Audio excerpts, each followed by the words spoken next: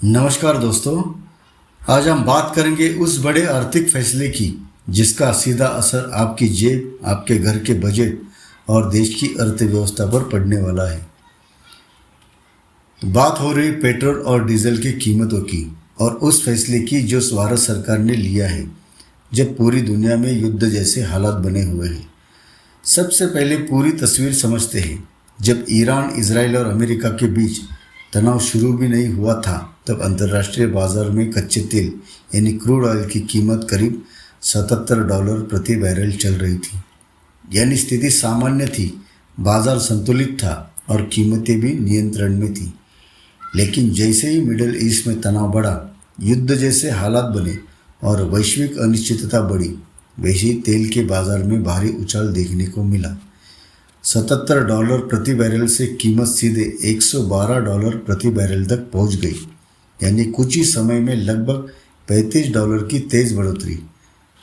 अब हाल फिलहाल थोड़ी स्थिरता जरूर आई है, लेकिन कीमतें अभी भी ऊंचे स्तर पर बनी हुई है। इस समय क्रूड ऑयल की कीमत करीब $102 प्रति बैरल के आसपास ट्रेड कर रही है। अब आप इस फर्क को समझिए। पहले $77 में जो तेल भारत खरीद रहा था, अब वही $102 में खरीदना पड़ रहा है। यानी लगभग $25 प्रति बैरल का सीधा अतिरिक्त बोझ। और भारत जो अपनी ज़रूरत का ज़्यादातर कच्चा तेल बाहर से आयात करता है, उसके लिए स्थिति बहुत बहुत चुनौतीपूर्ण बन जाती है। अब सबसे बड़ा सवाल, जब कच्चा तेल इतना महंगा हो गया तो भारत में पेट्रोल डीजल के दाम आसमान क्यों नहीं छू रहे? तो यही आता है सरकार का बड़ा फैसला।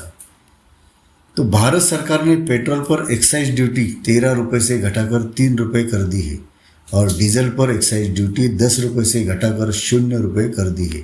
यानी पेट्रोल पर 10 रुपये की सीधी राहत और डीजल पर 10 रुपये की पूरी छूट। अब इसे गहराई से समझिए। अगर सरकार ये एक्साइज ड्यूटी कम नहीं करती तो जो $77 से $102 का अंतर जो आया है, उसका पूरा असर सीधे आम जनता पर पड़ने वाला था। पेट्रोल डीजल के दाम तेजी से बढ़ जाते, ट्रांसपोर्ट महंगा हो जाता, सब्जी, अनाज, दूध, हर रोज़मर्रा की चीज़ें महंगी हो जाती और महंगाई दर यानी इन्फ्लेशन तेज़ी से ऊपर चला जाता। लेकिन सरकार ने क्या किया? तो सरकार ने अपने राजस्व को कम किया, एक्साइज ड्यूटी घटा दी ताकि जनता पर सीधा झटका ना पड़े। यानी साफ शब्दों में सरकार ने जनता को राहत देने के लिए खुद आर्थिक नुकसान उठाने का फैसला किया। अब बात करते हैं इस फैसले की कीमत की। तो सरकार को कितना नुकसान होने वाला है? हर 1 रुपये एक्साइज ड्यूटी कम करने पर सरकार को हजारों करोड़ रुपए का नुकसान होता है और यहाँ तो पेट्रोल और डीजल दोनों पर करीब 10-10 रुपये की कटौती की गई है। इसका मतलब सरकार को सालाना करीब 1 लाख करोड़ रुपए तक का राजस्व नुकसान हो सकता है। यानी एक तरफ तस्वीर देखिए, जनता को राहत ज़रूर मिली है, पेट्रोल डीजल की कीमतें काबू में है, और दूसरी तरफ सरकार की कमाई कम हो रही है और राजकोषीय दबाव बढ़ रहा है। अब इसमें एक और महत्वपूर्ण पहलू जुड़ता है। पेट्रोल और डीजल की कीमतों में सिर्फ एक्साइज ड्यूटी ही नहीं होती, राज्य सरकार का वैट भी लगता है, डीलर कमीशन भी जुड़ता है और अंतर्राष्ट्रीय बाजार की कीमतें लगातार बदलती रहती है। यानी ये पूरा सिस्टम एक संतुलन पर चलता है।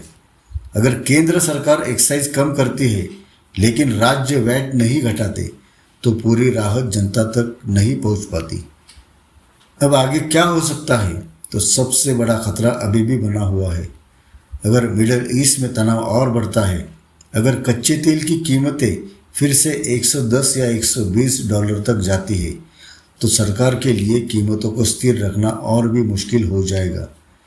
क्योंकि एक तरफ अंतर्राष्ट्रीय दबाव है, दूसरी तरफ देश के अंदर महंगाई को काबू में रखना है और तीसरी तरफ सरकार की अपनी आमदनी भी प्रभावित होने वाली है। यानी ये एक बहुत ही जटिल संतुलन है जहां हर फैसला सीधे देश की अर्थव्यवस्था और आम जनता पर असर डालता है।